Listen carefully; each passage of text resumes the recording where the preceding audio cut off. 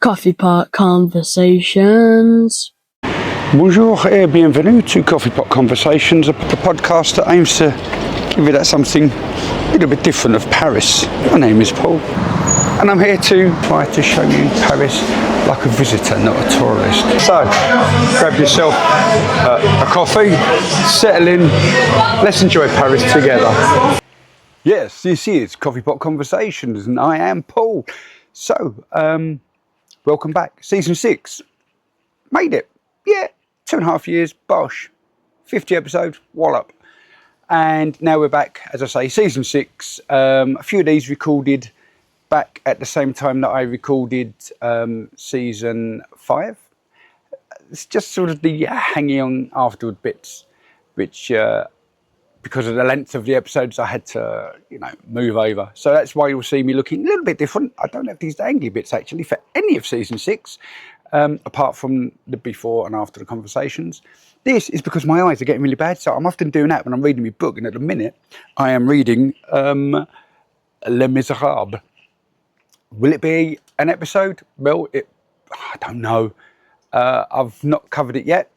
If anyone else out there wants to cover it on my behalf, feel free, and I'll give it a shout.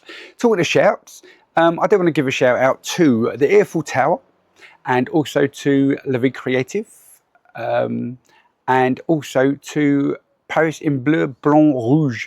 And the reason I'm giving a shout out to those 3 podcasts is because I've had a month off, whereby I've just been editing season 6. So when I'm not doing my own podcast, I like to listen to other people talking about Paris because, I'm not really into true crime, not into global warming, don't care for politics, and not much else to do really while I'm commuting, except obviously reading Les Miserables by Victor Hugo, which is what I'm doing. I'm on page 830 something. I've just finished book 4,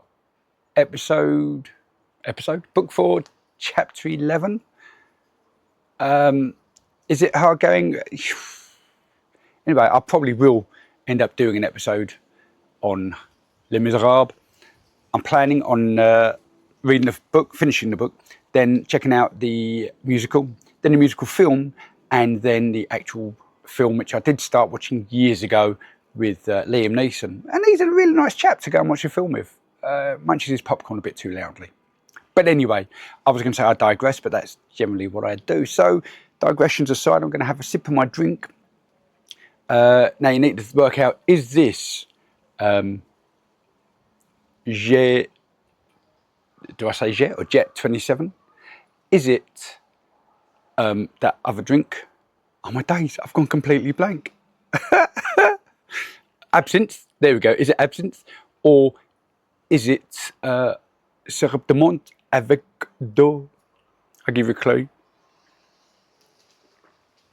Oh, actually, that's quite possibly not a great clue.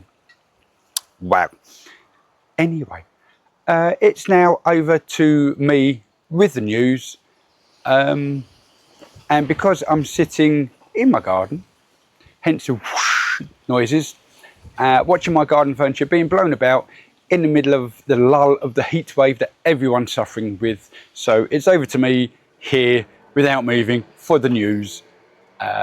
So me, here I am, the news. Right, I'm going to grab my trusty phone because what I'm not doing this time, I'm going unscripted. That's what I am doing. I'm not doing script. Just for this episode, see how it works out. I've been reading the news all week long, trying to take it in my brain, as well as other stuff such as Les Miserables and heat waves, World Cup.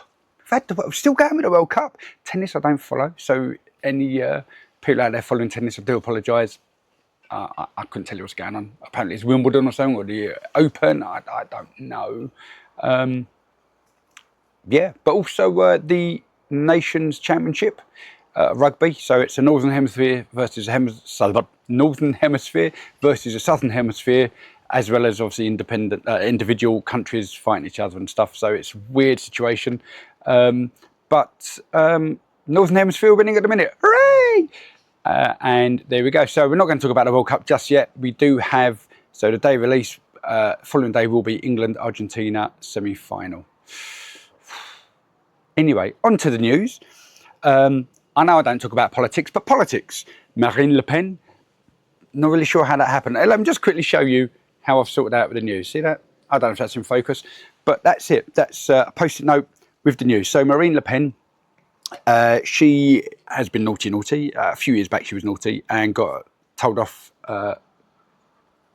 more recent than that. And she is now allowed to stand for election as becoming French president. This is in, I think it's April 27. She's going to be running, possibly.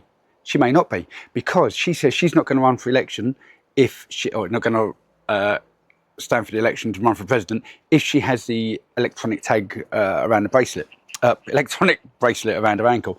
Now, maybe it's just an electronic anklet because it's around her ankle. Anyway, so if she gets tagged, she's not doing it. So she said that she's got a second in command who will probably run it anyway. But what happened was the stuttering. That's because my memory's trying to kick in. Anyway, so Marine Le Pen, she did some naughty stuff with the EU money and fed her own party, which you're not allowed to do. But show me a politician that isn't corrupt. And she got told off, and I think she was given a 5-year prison sentence, which they had suspended, but then she appealed it, and then it was altered by a different judge who then said, no, actually, you've only got to run 45 months of the sentence, but from that, you've done 15, which is you're suspended, so that's fine, just don't get in trouble, otherwise you're back in prison or you're tagging or something. So she's allowed to run, and she has been given a 3-year prison sentence with 2-year suspension. So if she's, I never understand how that works. If you're naughty in the first 2 years, you go straight back to prison. What happens in that extra blank year and you're naughty? I don't know. But anyway, so she's appealing for the bracelet, anklet, ankle chain, AirTag, whatever they're going to use to stop her from roaming around the country and being in late at night. But if she writes off letters, extenuating circumstances, judges can say, actually, are you allowed to? Difficult one. Anyway, back to my phone and the news. But yeah, we're going to find out later on, because just going back to that, the courts are going to say, yeah, you get we're running through with the appeal, but we will have a decision before the election starts. So she may not, she will, she won't, who knows. Anyway, heat wave. Oh yeah, heat wave. So there is a heat wave going on throughout Europe. But what I like is the fact that Paris have their little mists running. It reminds me wrongly of when I went to the Olympics with Nev, Rory and Jasper, or Nev and the boys, as I often refer to them. And at one point, because it was so hot, it was sort of a little bit later on this time, 2 years ago, blimey. Anyway, and they had the fountains coming down. I've got lovely photos of Nev and the boys in it, doing watery stuff. But so it does remind me of that, which then triggers on an additional thought when I ran the Paris half, but more important, I suppose, the Paris marathon. I did that twice. That was one year I did the half, the full, and the 10k, which is when Never ran the 10k. And I think on that as well, they did have these water mists. Generally, it happened when I did the London Marathon as well, and the occasional longer one, shorter one like the halves. You're running through and it's just this fine mist coming through, which is great because you need it to cool your body down. Your clothes are wet. On a hot day, it doesn't matter because they dry off and it sort of removes the sweat. But then you got to think, hang on, I've got my phone on me. Headphones, earphones, whatever. But it is nice. It's nice, cool, especially when you're running along the Seine part and a little bit, and you think, where's that water come from? I don't want to know. Once or twice, I'm sure, during one of the Paris marathons, I did see the fireman, pompiers sapeurs, using a hose. That might have been London, which wouldn't have been the French fireman. But French fireman brings me nicely back to, which I don't think I did mention here. I didn't. But it's that this episode's released on Bastille Day, a one Fête Nationale. Depends if you're a royalist, a Republican, Napoleonics, whatever. I don't really know the phrasings. I know that I'm learning so much more about the French Revolution still. But it depends on which side you are as to whether it is a happy day or not. Generally, people seem to be sort of happy with it, apart from obviously the Bourbon family. But it's not actually being held as such on today. It would have been yesterday, which is today, the day of recording. So they've shut down the Eiffel Tower. because they're not having celebrations on Bastille Day because of the terror attacks down in Nice 10 years ago. So they're sort of keeping it quiet. But what is also happening today, as well as Bastille Day, non-Bastille Day, is the Fireman's Ball, which is what triggered a thought in my head. So yeah, it's the Bal de Pompier. You'll understand why I'm struggling with this in a few episodes' time. Might be next season, I don't remember. I think it's next season. Anyway, so yeah, you can pop along, pay a couple of quid, have a dance with the firemen and the fire ladies. Lady firemen, which is generally what I would call them. I don't know if fire ladies is a thing. Fire officers, fire brigade. And have a little, you know, champagne, which again I will be covering next season, I believe. I'll cover briefly gloss over champagne. So that's that. So that's another bit of news, and that's quite special for a lot of reasons. Obviously, memoriam, but also, you know, having a different Bastille Day and stuff like that. So what else have I got? Oh, Louvre Jules.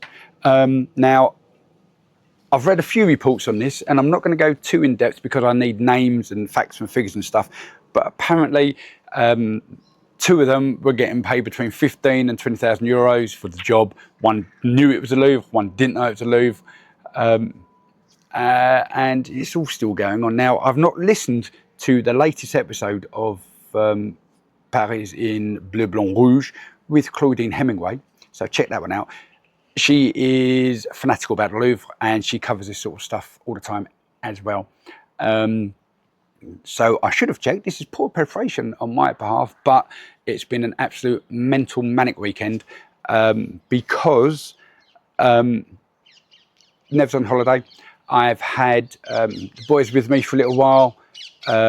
We went, and Rory and I went to watch the England football in the pub on Saturday night.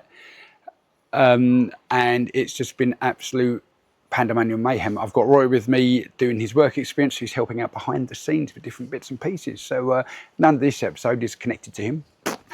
And what else? And then yesterday I had to go to a Bollywood dance showcase. My garden furniture is really being blown about. I have a carpet. Long story. Not long story. I've got a carpet in my back garden. So I went to a Bollywood showcase, Dance to Inspire. I ended up doing a 4-minute Zumba lesson because, you know, for those of you who don't know, I like dancing. And then went out to a Toby Carvery, which is a restaurant where they do roast dinners, la roast beef. And so we did that. It was my dad's birthday. It will be my dad's birthday on Thursday. So that's the 16th of July. 2 days after Bastille Day. That's not how I remember it, but that's not how I remember Bastille Day either. I remember that because it's a different friend's birthday, Claire, who started following me on Instagram. So happy birthday, Claire. I don't know if you know I do podcasts, but happy birthday. So that's that. I think I have now covered all the news that I wanted to talk to you about. I've covered sport, politics, haven't done religion, don't need to worry about that. And I suppose I covered religion with the right-wing side of Marine Le Pen. But now it's time, for the first time in season 6, for me to say, Rory, no, because I normally do that at the end. Anyway, now just pay attention and listen to episode 6.1, Monoprix. Flies on my head. Coffee pot conversations. It's a habit I have every time I go to Paris. It's a habit that started years ago. It was an accident that turned into a regular occurrence. I used to have a different one for whenever I went away. Previously, I could buy a newspaper, whether it be Cornwall, Canada or Canary Wharf. I'd get myself a local paper. I even asked family and friends to pick one up for me whenever they went abroad. I still pick one up every so often from Gare to Nord, but that isn't my Parisian habit. My new habit is buying Parisian bags. Out of context and without a fuller explanation, it sounds luxuriously elegant. It isn't. These bags aren't a typical Louis or Dior. Nope. My bags are more popular than those, well, within Paris. They certainly probably have a bigger fan base, and they're more exclusive in the international market. Outside of my Parisian travels, I've only ever seen one other. Yet, despite its exclusivity and cult status, it costs a fraction of the price when compared to conventional designer or boutique labels. I am, of course, talking about the Monoprix shopper, the big white bag, Le Grand Sac Blanc. I'm not sure what makes Monoprix so special. I mentioned in my first blog post, which was actually an old university at Simon. As a Londoner, it makes me feel like they're a blend of Marks and Spencer, Tesco and Boots from years ago. They're a mix-up of clothes, food and makeup. They sell suitcases and school stationery.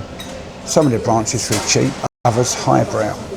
There can be a little Monoprix stuck in the tightest of places, or a bigger Monoprix like Westfield, Leal or Le Marais St Paul. So, who are Monoprix? Where did they begin? Well, the first Monoprix opened in Rouen in 1932, but nobody had heard of Monoprix at the time. That's because the Nouveau Magasin was an unheard of concept, and it was called Norma. A few months later, Monoprix arrived, and it was showcasing the essential products of daily life. Max Hilbrom looked at the future and saw that people would desire the best at the best price. With this in mind, the first own brand goods and use of self-service would materialise. Moving into organic products in 1990 and later to provide specific shops for specific needs, showed the initiative behind early adoptions of trends, including their online services found on their website, created all the way back in 2008. But Monoprix's commercial strategy aimed at the urbanites, making the company successful, successive acquisitions meant that the existing competition were no longer a threat, and the removal of Uniprix and Prix moved Monoprix into the top slot of city centre brands. A little something from their website really stands out as a powerful point of view, a war cry really. Proximity, accessibility, quality and innovation are now part of Monoprix's heritage, driven by the desire to make beauty, goodness and well-being available to all. This is not only translated from the French, but also slightly paraphrased, as is its next part. Our three essential values: trust, excellence and audacity to act together, better and differently. It almost sounds like the new French motto. Almost. Without trust, we cannot be close to you, serve you and contribute to the responsible construction of a common world. Without excellence, we cannot offer you quality services and products marked by attention to detail. Without audacity, we would not be turned towards the future, and we could not grasp the developments of a society that change our way of being and doing, to invent and improve your daily life. Sounds wonderful. Truth be told, you can feel this in most of the shops. Two occasions stand out for me, of a positive nature. The first was a few years back when Nev and I were getting out Return to London supplies. I was on the lookout for some Michel donuts and simply couldn't see them for neither love nor money. So I thought I'd ask a member of staff. There were many issues facing this. Firstly, the member of staff didn't speak English. My French at the time was pretty slick, I felt. The conversation went a little like this. Désolé, je suis anglais et je parle pas français, mais je cherche les donuts. He looked blankly at me and shook his head. I'm looking for donuts. He points to his ear and shakes his head. I pull out my phone, ready to use Google Translate, but there's no reception in the basement of Leal, and I've not downloaded French for offline use. So, I try a very basic form of a conversation. Je voudrais donuts. He stands there and shakes his head with an apologetic look in his face. Donut. He wiggles his ear and shakes his head. It's then I realise he's deaf. So cleverly, I use basic Macaton that I learnt from Mr. Tumble many moons ago. I'm looking for chocolate cake. I proceed to poke my fingers through an open circle formed by my left hand. In hindsight, not my greatest idea. And then I start to think about whether Macaton is international or not. And then I wonder, is sign language universal? Regardless, I sign sorry with my right fist clenched, thumb against my chest, moving in small circles. He waves me off and I continue my hunt, not knowing if he accepted or even actually understood my apology. The second time I had a moment with staff at Parisian Monoprix was during the summer when I left Nev and the boys in our apartment in the 14th. I was heading over to Bastille and at Ledru-Rollin metro station. I was there picking up at the Magic Carpet Cafe, picking up my copies of the Animal Games by Oliver G and illustrated by Lena Norden G. I wrote a blog post about this. Did you know I had a blog? An Englishman in Paris.blog. Also mentioned it in the November overnight stay in Paris. Anyways, I popped into Monoprix to see if I could grab a few foldable backpacks whenever she'd had requests from some people back home. I don't record the entire conversation I had with 4 members of staff, but I'd like you to try and picture the scene for me if you can. I'm dressed like a Londoner, trying to dress like a Parisian during a heat wave. I'm 6'3", 6'4", 1.9 metres and weighing around 16 stone, which is just over 100 kilos. I'm dripping with sweat and wearing a baseball cap that says "Je ne parle pas français." I walk around the store after saying bonjour to the agent de sécurité and walk up and down the first floor, the second floor for the American audience. I'm looking like an East Londoner, trying not to look suspicious, and eventually I decide I'm going to ask for assistance. So it begins. Désolé, je suis anglais. I then try to explain that I'm looking for a bag that folds away into itself, into a small square, but not the ones with handles for the hands, the one that goes on your back. The next 6 minutes involves 3 members of staff with varying degrees of English and a lesser knowledge of chuk-chuk noises, but fully understanding of no, where and shoulder shrugs. Whether these are inserted at the correct time is still up for debate. Yet with a patience comes clarity. The fourth member of staff spoke English better than my French, and we finally converse, making each other understood. To conclude, the bags are great, a rucksack is a backpack called un sac à dos, and Monoprix have discontinued them. So, now time to take a sideward step. It was back in November 23 when I stayed in the 12th arrondissement, more specifically around Nation, Boulevard de Picpus at a Grand Hotel de Bel Air. On my way to the metro station, on the afternoon of going to meet Nev at the Gare du Nord, in the evening after my first coffee pot conversation in Paris, episodes 1 and 2 of season 2, Wallace Fountains of Paris, in the third, I saw a building that I felt would be a nice place to visit the following night once we'd settled in. Found at 26 to 28 Place de la Nation, it was a casino. I figured we'd have dinner first and check it out afterwards. And at the corner of the Avenue de Tron, before it becomes Cour de Vincent, is a very nice restaurant. No, not Burger King, but La Dalou, serving fruit de mer. It's where I first tried oysters. We continued our meal, and then, because I checked out the times of the casino, I knew we wouldn't be going. Not because it was closed, but because it was Casino Supermarché. Who knew? Does one take a gamble on what's being sold that day? Or is the quality a bit of a risk? But what has this to do with the episode? Ligne 6 isn't connected, but Casino Supermarché is. I don't want to go into too much detail. Yes, I know that's a rarity, but I'm saving bits for another episode. So, in short, I'll bring in a short version. In 1898, Geoffroy Guichard sets up Société des Magasins du Casino et Établissement Économique d'Alimentation.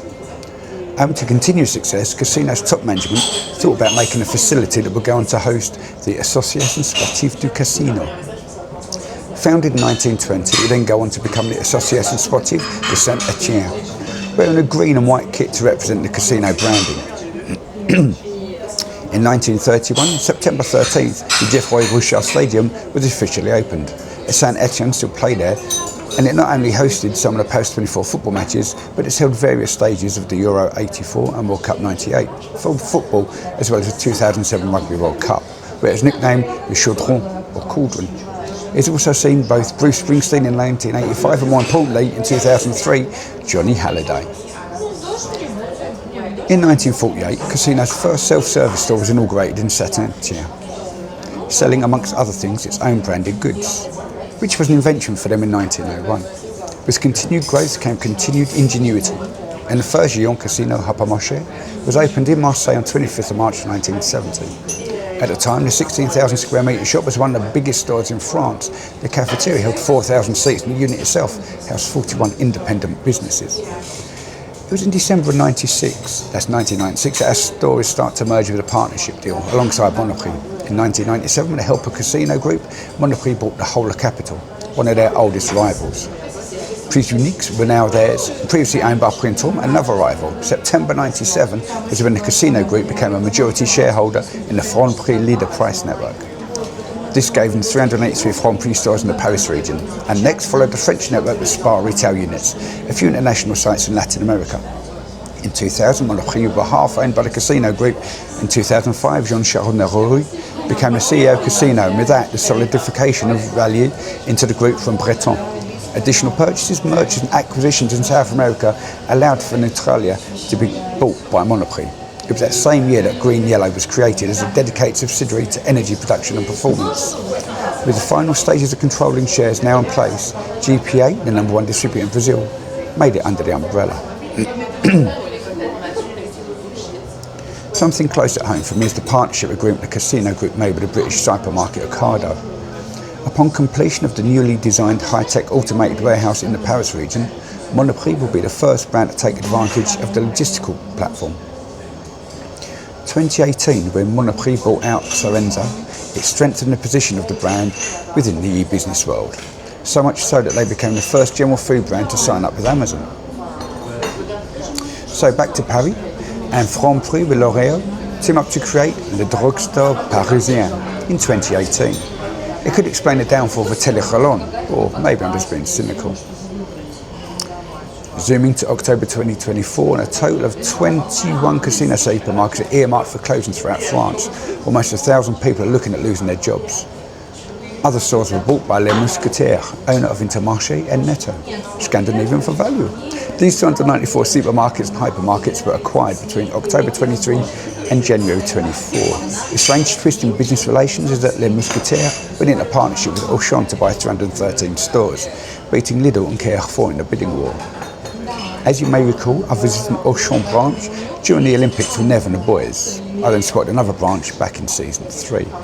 So, in short, after partnerships, purchases, rebranding, sell-offs, buy-offs, buy-ups and smart marketing alongside decent varied offerings, Monoprix, now owned by Casino, continue to be a shop that I feel confident walking into, and yet there is so much intrigue into who actually owns them.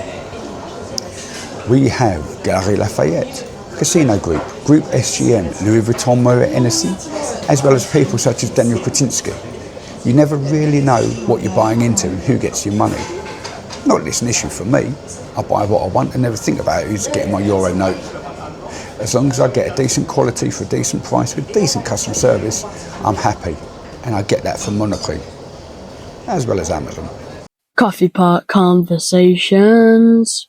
And that was episode 6.1 of Monoprix. So thank you for listening. Please don't forget to like. Although, actually, you really don't need to like it if you like it. If you don't like it, let me know. Email me 6.1@anenglishmaninparis.blog. And you'll notice I said 6.1 because that's the episode. If ever you're going to email me at any point, do the episode number. So if it's, well, I don't suppose it really work with interviews, but you can say Charles Papas @anenglishmaninparis.blog. It doesn't go at Charles Papas, it comes to me. Press Maxon @anenglishmaninparis.blog. Doesn't go at Press Maxon, it goes to me. And I do respond, I do reply each and every email I get, whether it's from a listener, a viewer, people wanting to promote their stuff on my show, people wanting me to promote their stuff on my show. Is that what I just said? I don't remember. People wanting to help boost my SEO for the podcast, people wanting me to spend money with them for new AI latest and greatest bits, whatever it is. I read those emails. I don't read all the emails. I don't bother reading the junky spam ones. But any responses, any replies do come from me.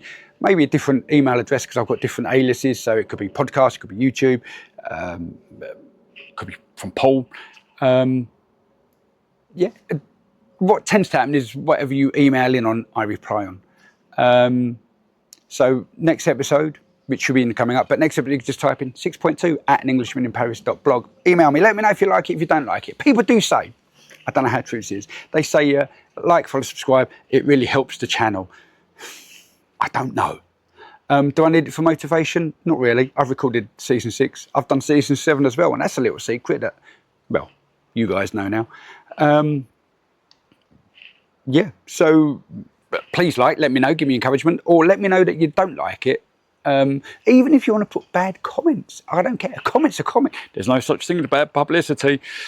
Not strictly true. I could give you many examples. However, I'm not going to. But yeah, let me know. Let me know what you think. If you want to. There's no pressure. There's no sales pitch or anything.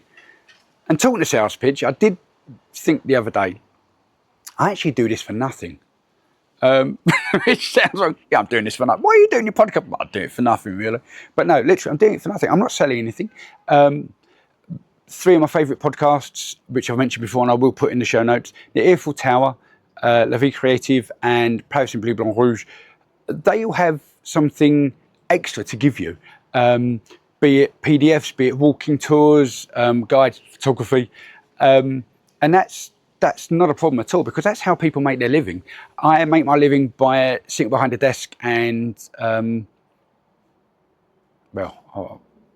sit behind a desk. Or do I sit in front of a desk? I sit at a desk with a screen in front of me and a keyboard. Tick, tick, tick, tick, tick. Please don't ask me what I do. I don't know. My boss knows that. My boss's boss definitely knows that. But anyway, I enjoy it. It pays the bills. It gives me opportunities to go to Paris and stuff. I do have a Buy Me a Coffee page. I do have a Patreon page. I don't ask for money because I've got nothing extra to give you.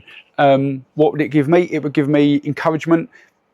Yeah, it would also give me a little bit of extra money to go to Paris and do different bits and pieces more often than I can do. But I have nothing extra to give. That's not strictly true. I am doing bloopers. Slowly building up bloopers from season 6 on Patreon, which if you pay, I think it's for 5 months, you're going to get access to it. But seriously, I don't want to tell you how to spend your money. I don't ask for money. If it's there, great. It will support me. It will allow me to buy a macaron, whatever. It's there. It's all in my links on the show notes, as are those 3 podcasts I've mentioned: the Eiffel Tower, La Vie Creative, and Parisian Bleu Blanc Rouge. So that, I think, is it's nearly the conclusion. I'm just going to have a sip because I need to wet my whistle. So there we go. Right. I've already recorded material before this, and I don't remember if I mentioned the fact that it was my dad's birthday. No, it will be my dad's birthday on July the 16th. Why do I need to mention it? Well, happy birthday, Dad. But why do I need to mention it? I don't remember. Possibly as a link, as a segue, as we call it. That's a technical term. We just call it like as a link to the next section. To talk about garden furniture again. Oh. Yeah, carpet settled down. Did I say I've got carpet in my garden? That's right. I'm going to make that a thing. Anyway, so what people also do is we have shout outs. So shout out at anenglishmaninparis.blog. You're getting the gist of this, at anenglishmaninparis.blog thing. So please do message me, email me, and you can find me on Instagram at anenglishmaninparis.blog. Do it that way if you want. Hi, Paul, I'd like to give a shout out to Dave from Benidorm. I don't know. But what I do have to do is shout out. So I've actually got 4 lots, but it's actually 7 people. So first shout out, I don't remember if I did it last time or not in episode 5.10, maybe in episode 5.9 if I did, I don't remember, but Greg and Julia. I also want to say Julia because I've been watching Love Island UK and there's a Polish girl called Julia. Anyway, so Greg and Julia, shout out to you. So thank you for joining in. I now said it. I think I do remember doing it because you followed me on Instagram. So thank you very much. Next one is to Frankie and Carlo. So that's Frankie, friend of the show, and Carlo, her lovely fella. Went out for darts night with my last workplace a few weeks back, and I said I would give a shout out. Unfortunately, it was just as the episode was coming, the season was coming to an end, so I didn't quite catch it. But there we go, done it now. I think off to shark diving. Yeah, so please come back safely. Another shout out goes to Charlotte and Paris from work. Now Paris, P-A-R-Y-S, beautiful name though, and I work with them. So yeah, you didn't know I did a podcast. You know, I've only been in my current job for 2 years, so that's, you know, just 6 months shy of me starting the podcast. Why on earth would you know? In fairness, Paris is new. And final one is because he started following me today, again from work. Normally works Tuesdays, started working Mondays. It's Victor Victorious from The Office, which isn't the Office comedy sitcom. It's The Office where I sit at my desk pretending to work. I don't pretend to work. They know I don't work. What's the point of pretending? So let's see how much trouble I get in for all of that. But now, for the first time, for season 6, it's time for Jasper's jingle. Coming up on Coffee Pot Conversations. We have, to take a quick look at my notes, we have, oh actually, yep, I should have done this first. All right, Jasper, you're getting a second section here. So we have 6.2 Molière. And now we're just going to go back to this conclusion. Coffee Pot Conversations. So, a few points I do need to point out because I should have read this in the conclusion rather than the shout-outs, or just the shout-outs. Anyway, you get the score. So, Monoprix, their sac à dos, they have brought it out again. When I was there in May, I forgot when I did this last time, but I'm sure it was May I was there. When I was there in May, I saw them. I went, I don't even remember where I was. Was I in the 18th? Was I all the way at the back? Might have been the 18th. Might have been along this side of the 18th by Boulevard Magenta, and then cut left towards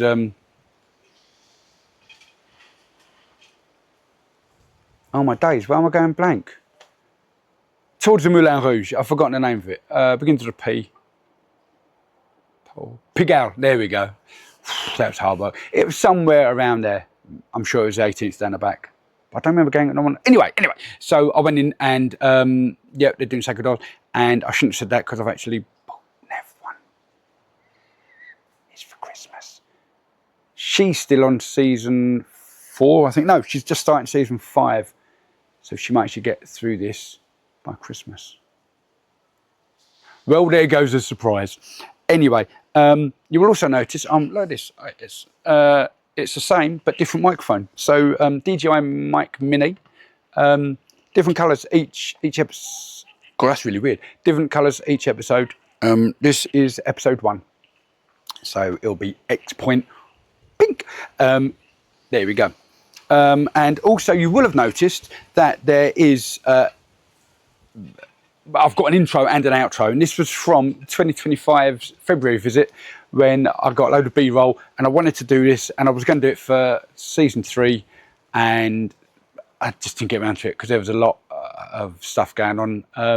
So I've done it. I've cut and split, you've noticed. I've also done an outro which is coming up right at the end. I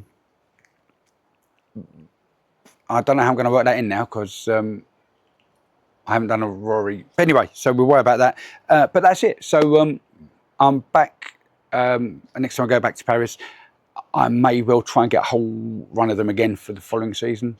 I may just keep it as is. I haven't decided yet. I've also got, so if I did like a whole section, that I've taken this bit and that bit, I might go this bit and that bit. I don't know yet. But anyway, for the second time this season, for the second time this episode as well, it's time for Jasper's jingle. Coming up on Coffee Pot Conversations. After 6.2, an episode on Molière, we have a 2-parter about museums. And this is the first of 3 separate 2-parters of the season. What are the others? You're going to have to subscribe and follow to find out. You don't have to do that. You can just hang around and you find out as time progresses. Unless this is the back catalogue, in which case you're going to see it all lined up as to, unless it's scrolling down, as to which way you're going. I don't know. But anyway, now it's time for this. Thank you for tuning into Coffee Pot Conversations. Hope you enjoyed the episode.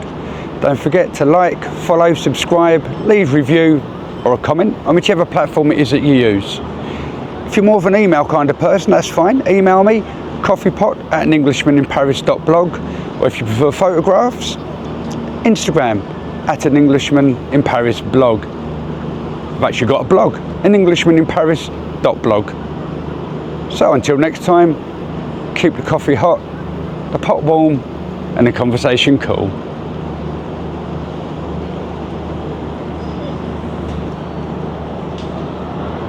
And now, for the first time in season 6, Rory, it's over to you.